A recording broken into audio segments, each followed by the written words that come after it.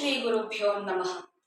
धाता पुरस्ताद्यमुदा जहार शक्रः प्रविद्वान् प्रदिशश्च तस्रः तमेवं विद्वानमृत इह भवति नान्यः पन्था अयनाय विद्यते। सहस्रशीर्षं देवं विश्वाक्षं विश्वशम्भुवं विश्वं नारायणं देवमक्षरं परमं पदं विश्वतः परमान् नित्यं विश्वं नारायणगुं हरिं विश्वमेवेदं पुरुषस्तद्विश्वमुपजीवति पतिं विश्वस्यात्मेश्वरगुं शाश्वतगुं शिवमच्युतं नारायणं महाज्ञेयं विश्वात्मानं परायणं नारायणपरो ज्योतिरात्मा नारायणः परः नारायणपरं ब्रह्मतत्त्वं नारायणः परः नारायणपरो ध्याता ध्यानं नारायणः परः यच्च किञ्चित् जगत् सर्वं दृश्यते श्रूयतेऽपि वा अन्तर्बहिश्च तत्सर्वं व्याप्य नारायणस्थितः अनन्तमव्ययं कविगुं समुद्रेऽन्तं विश्वशम्भुवं पद्मकोशप्रतीकाशगुं हृदयं चाप्यधोमुखम् अधो निष्ट्यावितस्यान्ते नाभ्यामुपरि तिष्ठति ज्वालमालाकुलं भाति विश्वस्यायतनं महत् सन्ततगुं शिलाभिस्तुलं भत्याकोशसन्निभं तस्यान्ते सुशिरगुं सूक्ष्मं तस्मिन् सर्वं प्रतिष्ठितम् तस्य मध्ये महानग्निर्विश्वार्चिर्विश्वतोमुखः सोऽग्रभुग्विभजन्तिष्ठन्नाहारमजरः कविः तिर्यगूर्ध्वमदशायीरस्मयस्तस्य सन्तता सन्तापयति स्वं देहमापादतलमस्तकः तस्य मध्ये वह्निशिखा अणीयो ऊर्ध्वा व्यवस्थितः नीलतो यदमध्यस्ताद्विद्युल्लेखेव भास्वर नीवारशूकवत्तन्वी पीताभास्वत्यणूपमा तस्या शिखाया मध्ये परमात्मा व्यवस्थितः स ब्रह्म स शिवः स हरिः सेन्द्रः सोऽक्षरः परमस्वराट् योपां पुष्पं वेद पुष्पवान् प्रजावान् पशुमान् भवति चन्द्रमा वा अपां पुष्पं पुष्पवान् प्रजावान् पशुमान् भवति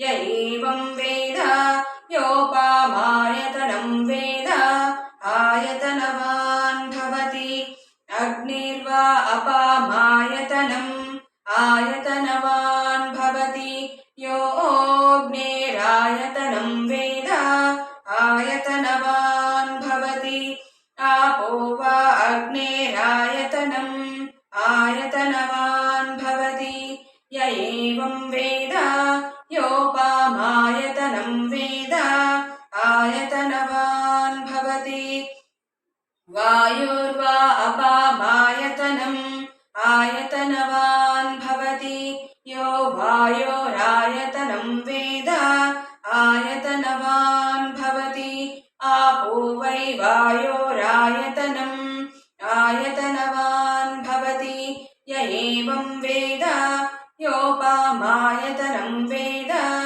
आयतनवान् भवति असौ वै तपन्नपामायतनम् आयतनवान् भवति यो मुष्यतपत आयतनं वेद आयतनवान् भवति आपो वा अमुष्यतपत आयतनम् आयतनवान् भवति य एवं वेद योपामायतनं वेद आयतनवान् भवति चन्द्रमा वा अपामायतनम् आयतनवान् भवति यश्चन्द्रमसा आयतनं वेद आयतनवान् भवति आपो वै चन्द्रमस आयतनम् आयतनवान् भवति य एवं वेद योपामायतनं वेद आयतनवान् भवति नक्षत्राणि वा अपामायतनम् आयतनवान् भवति यो नक्षत्राणामायतनं वेद आयतनवान् भवति आपो वै नक्षत्राणामायतनम् आयतनवान् भवति य एवं वेद योपामायतनं वेद आयतनवान् भवति पर्जन्यो वा अपामायतनम् आयतनवान् भवति यः पर्जन्यस्यायतनं वेद आयतनवान् भवति आपो वै पर्जन्यस्यायतनम् आयतनवान् भवति य एवं वेद योपामायतनं वेद आयतनवान् भवति संवत्सरो वा अपामायतनम् आयतनवान् भवति यः संवत्सरस्यायतनं वेद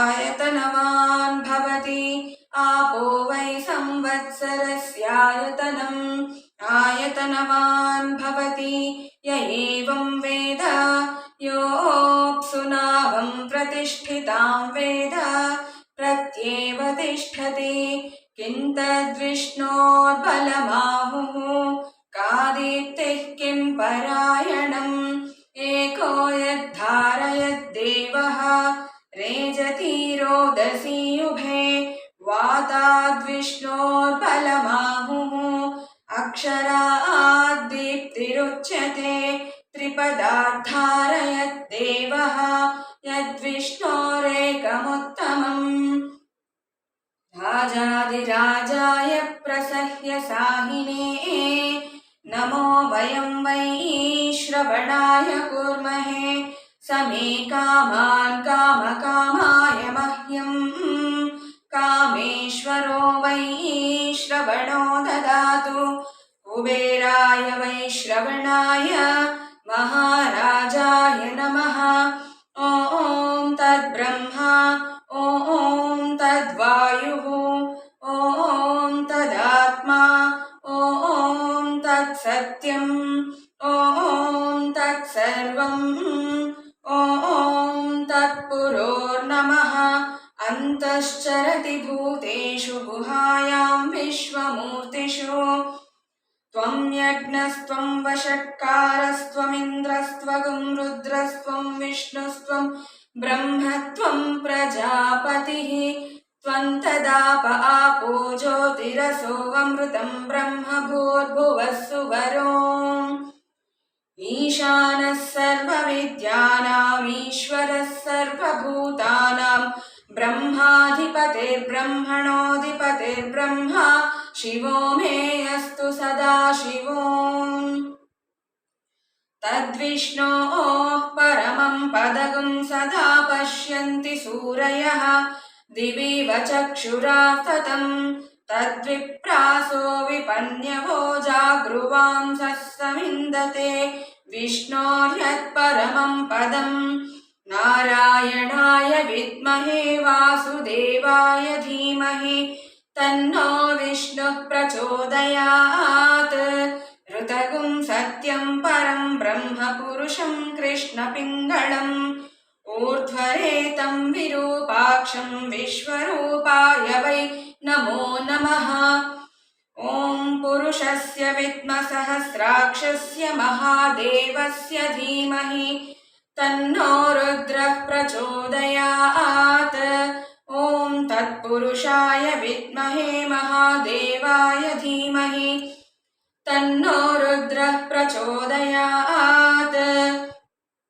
ॐ तत्पुरुषाय विद्महे वक्रतुण्डाय धीमहि तन्नो दन्तिः प्रचोदयात् ॐ तत्पुरुषाय विद्महे चक्रतुण्डाय धीमहि तन्नो नन्दिः प्रचोदयात् ॐ तत्पुरुषाय विद्महे महासेनाय धीमहि तन्नः षण्मुखः प्रचोदयात्।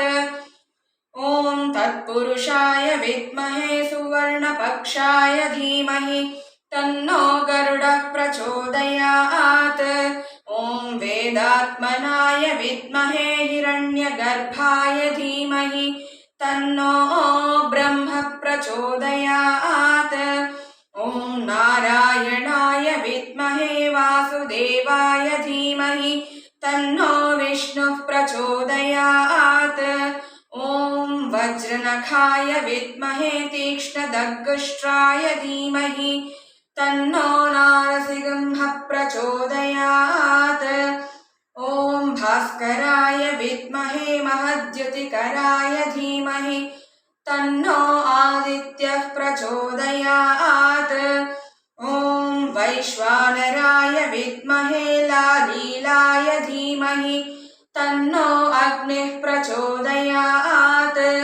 ॐ कात्यायनाय विद्महे कन्याकुमारी धीमहि तन्नो दुर्गिः प्रचोदयात्।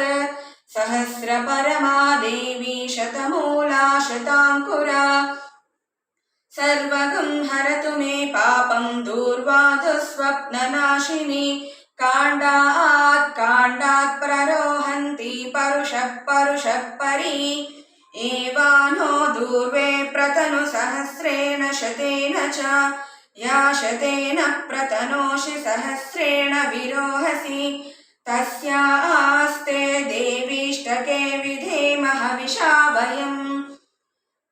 अश्वक्रान्ते रथक्रान्ते विष्णुक्रान्ते वसुन्धरा शिरसा धारयिष्यामि रक्षस्व मां पदे पदे। भूमिर्धेनुर्धरणी लोकधारिणी उद्धृता शिवराहेण कृष्णेन शतबाहुना। मृत्तिके हन मे पापं यन्मया दुष्कृतं कृतं। मृत्तिके ब्रह्मदत्तासि काश्यपेनाभिमन्त्रिता।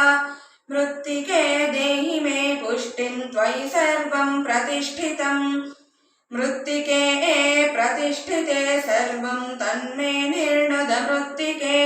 तया हतेन पापेन गच्छामि परमां गतिम्। लक्ष्मीं क्षीरसमुद्रराजतनयां श्रीरङ्गदामेश्वरीं दासीभूतसमस्तदेववनितां लोकैकदीपाङ्कुरां श्रीमन्मन्दकटाक्षलब्धविभवद्ब्रह्मेन्द्रगङ्गाधरां त्वां त्रैलोक्यकुटुम्बिनीं सरसिजां वन्दे मुकुन्दप्रियां। सिद्धलक्ष्मीर्मोक्षलक्ष्मीर्जयलक्ष्मीर्सरस्वती श्रीलक्ष्मीर्वरलक्ष्मीश्च प्रसन्ना मम सर्वदा।